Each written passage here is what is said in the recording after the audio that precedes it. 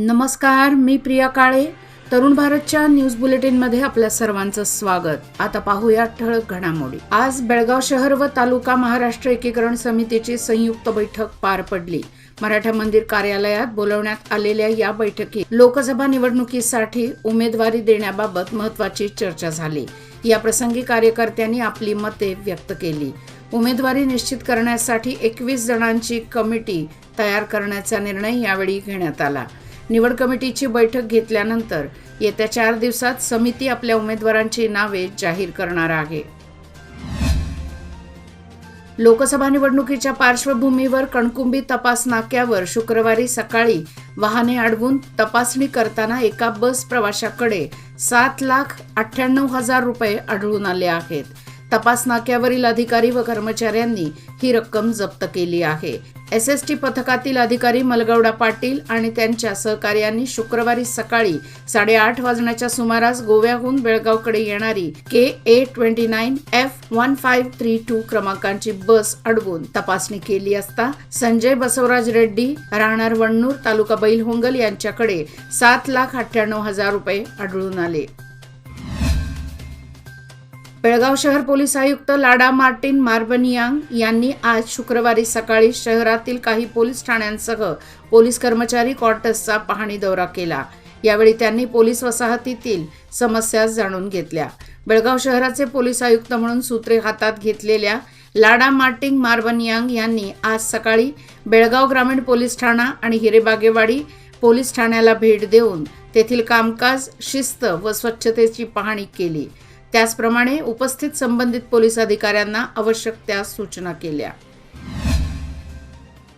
कर्नाटकासह महाराष्ट्र, गोवा व आंध्र प्रदेशातील भाविकांचे श्रद्धास्थान असलेल्या सौंदत्ती श्री रेणुका यल्लमा मंदिराची दानपेटी गुरुवारी खोलण्यात आली. यंदा 2023-24 या आर्थिक वर्षात मंदिराच्या दानपेटीमध्ये 11.23 कोटी रुपयांची उल्लेखनीय रक्कम जमा झाली आहे. 10.22 कोटी रुपये रोख, 84.14 लाख किमतीचे सोने आणि 16.65 लाख रुपये किमतीचे चांदीचे दागिने रेणुका यल्लम्मा चरणी समर्पित करण्यात आले असून इन कॅमेरा मोजणी प्रक्रिया पार पडली. मागील वर्षाच्या संकलनाच्या तुलनेत यामध्ये 2.40 कोटींची लक्षणीय वाढ झाली आहे. गतवर्षी 2022-23 या कालावधीत भक्तांनी 8.83 कोटी रुपये रोख व 66.28 लाख रुपये किमतीचे सोन्याचे दागिने आणि 15.43 लाख रुपये किमतीचे चांदीचे दागिने यल्लम्मा देवीला समर्पित करण्यात आले होते. लोकसभा निवडणुकीच्या प्रचारासाठी कर्नाटकात येणाऱ्या स्टार प्रचारकांची यादी जाहीर झाली आहे.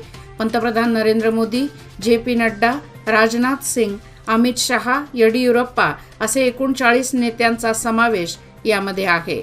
सीमा भागात नितीन गडकरी, देवेंद्र फडणवीस यांची जाहीर सभा होणार असल्याची माहिती उपलब्ध झाली आहे. लक्ष्मीनगर, हिंडलगा, बेळगाव येथे अवैध दारू विक्री व तस्करीवर CCB पोलिसांनी कारवाई केली असून हिंडलगा येथील रहिवासी राजेश केशव नायक वय वर्ष 41 याला अटक करण्यात आली आहे. गोव्यातील विविध कंपन्यांच्या अवैध दारूच्या बाटल्या राजेश केशव नायक यांच्या वाहनात आढळून आल्या.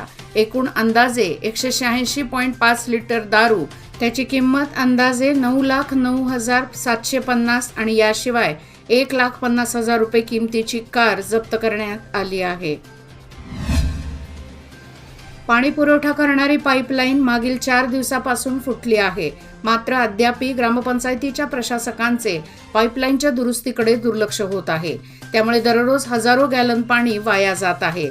गेल्या 4 दिवसात छत्रपती शिवाजी चौकात जानेवारी रोड जाणाऱ्या मुख्य रस्त्यावरील पाईपलाईन फुटून पाण्याची गळती लागली आहे. त्यामुळे रस्त्यावर दररोज लाखो लिटर पाणी वाहत आहे. तर या ठिकाणी डबकी व चिखल साचला आहे. त्याचा ग्रामस्थांसह वाहन चालकांना मनस्ताप सहन करावा लागत आहे. एवढ्या मोठ्या प्रमाणात दररोज पाणी वाया जात असून देखील याकडे ग्रामपंचायत कानाडोळा का करत आहेत असा प्रश्न उपस्थित होत आहे. यंदाचा काजू हंगाम हा शेतकऱ्यांसाठी खूपच प्रतिकूल ठरला असून यंदा 50% उत्पादन मिळणे कठीण झाले आहे. बदलत्या हवामानाचा काजू पिकावर परिणाम जाणवला जात असून त्यात दरातही कमतरता असल्याने शेतकरी पूर्णपणे नुकसानीत सापडला आहे. कृषी खात्यानुसार गेल्या वर्षी भरमसाठ काजूचे उत्पादन झाले होते. गेल्या वर्षी 22,000 मेट्रिक टन पर्यंत काजूचे उत्पादन पोहोचले होते. पण या हंगामात काजू उत्पादन 10,000 मेट्रिक टन होणेही कठीण झाले आहे.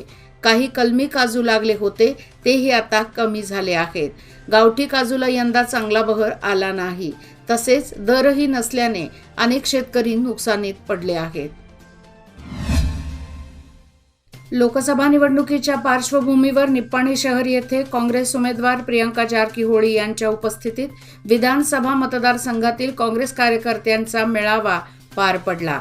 यावेळी चिकोडी लोकसभा काँग्रेस पक्षाच्या उमेदवार प्रियंका जारकीहोळी म्हणाल्या की निप्पाणी विधानसभा मतदारसंघाच्या सर्वांगीण विकासासाठी संधी द्यावी. तरुण गटाला ओळखून काँग्रेस नेत्यांनी मला लोकसभा निवडणुकीत उभे राहण्याची परवानगी दिली आहे. मी गेली 6 वर्ष सातत्याने समाजसेवेत गुंतले असून लोकांच्या कष्टाला मी प्रतिसाद दिला आहे. काँग्रेस पक्षाच्या 5 हमी योजने व विकासासाठी मतदान करावे अशी विनंती त्यांनी केली. त्यावेळी सार्वजनिक बांधकाम व बेळगाव जिल्हा पालकमंत्री सतीश जारकीहोळी, माजी आमदार काकासाहेब पाटील, वीरकुमार पाटील, युवा नेते राहुल जारकीहोळी यांच्यासह स्थानिक नेते व अनेक कार्यकर्ते उपस्थित होते. गुंजी गावात डासांचा मोठ्या प्रमाणात उपद्रव वाढला असून नागरिक हैराण झाले आहेत. गावातल्या तुंबलेल्या गटारी साफ न केल्याने गटारीत पाणी साचलेले आहे. त्यामुळे दुर्गंधीबरोबरच डासांचा उपद्रव गुंजीतील नागरिकांना सहन करावा लागत आहे. त्यामुळे गुंजी ग्रामपंचायतीने त्वरित तेथील तुंबलेल्या गटारी साफ करून डासांसाठी औषध फवारणी करावी अशी आग्रही मागणी होत आहे. लग्न सोहळा म्हणजे सोन्याची खरेदी हा पहिला विषय असतो. भारतीय संस्कृतीत लग्न सोहळ्यात सोन्याच्या खरेदीला अनन्यसाधारण महत्त्व आहे. सध्या सर्वत्रच लग्न सराईची धामधूम सुरू आहे. यादी पे शादीसह मोठ्या योजनातून लग्न सोहळे साजरे केले जात आहेत. या परिस्थितीत प्रत्येक लग्न आयोजन केलेल्या घरातून सोन्याच्या मागणीत वाढ होत आहे. सामान्यातील सामान्य व कष्टकरी ते उच्चभ्रू कुटुंबातून लग्न सोहळ्यासाठी ऐपतीनुसार सोन्याची खरेदी केली जाते. पण सध्या परिस्थिती पाहता सोन्याची खरेदी म्हणजे पर्वताएवढं मोठं संकट वाटू लागलं आहे. सध्या उन्हाची तीव्रता वाढत चालली आहे. त्यामुळे परिसरातील विहिरी, कूपनलिकांची पाणी पातळी कमी झाली आहे. अशा परिस्थितीत यंदा अलमट्टी जलाशयात 40.78 टीएमसी पाणीसाठा शिल्लक आहे. सदर पाणी जुलै महिन्यापर्यंत पाणी पुरवठ्यासाठी उपयोगी ठरू शकते. असे असले तरी उपलब्ध पाण्याचे नियोजन योग्यरित्या करण्याची गरज आहे. देशाचे पंतप्रधान नरेंद्र मोदी यांच्या विरोधात अवमानकारक वक्तव्य करणारे मंत्री शिवराज तंगडगी यांना बडतर्फ करावे, तसेच त्यांनी आपल्या पदाचा राजीनामा द्यावा अशी मागणी भाजप युवा मोर्चाच्या वतीने करण्यात आली आहे. बसवराज हुग्गार म्हणाले की मंत्री शिवराज तंगडगी यांच्या विधानामुळे देशातील कोट्यावधी तरुणांच्या भावना दुखावल्या आहेत. तंगडगी यांच्यावर योग्य ती कारवाई करण्यास सरकारने टाळाटाळ केल्यास तीव्र आंदोलन केले जाईल असा इशारा दिला. लोकसभा निवडणुकीमुळे जिल्ह्यात विविध ठिकाणी तपास नाके उभारण्यात आले आहेत. त्यापैकी इंडी तालुक्यातील आगरखेडा जवळील चिकमन्नूर क्रॉस आणि हिंगणी जवळच्या तपास नाक्यांची तपासणी जिल्हाधिकारी टी बुबलन यांनी केली. यावेळी सुरक्षा कक्षाला भेट देऊन कामकाजाचा आढावा घेतला. यावेळी जिल्हाधिकाऱ्यांना तपास नाक्यावरील विविध यंत्रणांची माहिती देण्यात आली. त्यानंतर जिल्हाधिकारी म्हणाले की तपास नाक्यावरून जाणाऱ्या वाहनांची कसून तपासणी करावी. शिफ्टनुसार कर्मचाऱ्यांनी काम करावे अशी सूचना केली. यावेळी जिल्हा पोलीस अधीक्षक ऋषिकेश सोनवणे, इंडी उपविभागीय अधिकारी अभिनंदन गड्याळ, तहसीलदार मंजुळा नायक यांच्यासह कर्मचारी उपस्थित होते. याचबरोबर आजचे बातमीपत्र इथेच संपले. अधिक माहिती आणि ताज्या घडामोडी करता पाहत रहा तरुण भारत न्यूज चॅनल. तसेच आमच्या चॅनलला लाईक, शेअर आणि सबस्क्राईब करायला विसरू नका. आणि विश्वासार्ह बातम्यासाठी दररोज वाचा दैनिक तरुण भारत. धन्यवाद.